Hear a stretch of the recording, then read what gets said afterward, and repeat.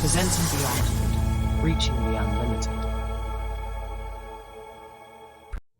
Presenting Beyondhood Youth Lecture Series on Right to Information Act, 2005. In this video we'll learn evolution of RTI in India, salient features of RTI and need of RTI.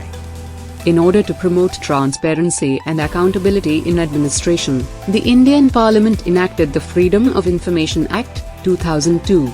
However, the Freedom of Information Act, 2002 was not that effective. Hence it was repealed and a new act, the Right to Information Act, was introduced on the 12th of October 2005. The new law empowers Indian citizens to seek information from a public authority, thus making the government and its functionaries more accountable and responsible. Over 2 decades of its implementation, the Act has benefited many, including the poor and the underprivileged. India has best RTI. The RTI Act 2005 of India is more transparent than any other right to information acts implemented across the globe, including countries such as Australia, UK, USA, South Africa, etc. Evolutionary track of RTI. The Right to Information (RTI) Act in India has evolved over time, facing many challenges. Evolution of this law can be tracked from the year 1970, with the concept of RTI taking its birth up till the first RTI application filed in year 2005. Let us now understand its evolution from 1970 to 2005. During 1970s, the judiciary began to interpret fundamental rights liberally, including the right to freedom of speech and expression. In the Raj Narain vs. the State of Uttar Pradesh case, 1976, the Supreme Court ruled that right to information will be treated as a fundamental right under Article 19 of Indian Constitution.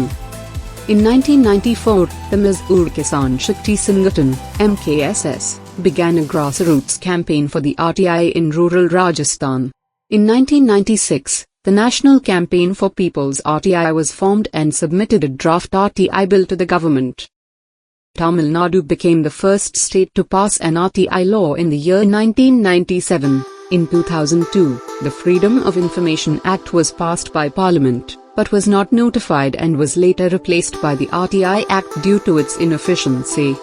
In the year 2004, the Parliament of India passed the RTI bill, which only applied to the federal government. Later the Act was made applicable to both central and state governments. The RTI Act came into force on October 12, 2005. The first RTI application was filed in Pune police station by Shahid Raza Bani. Why RTI Act is important in India?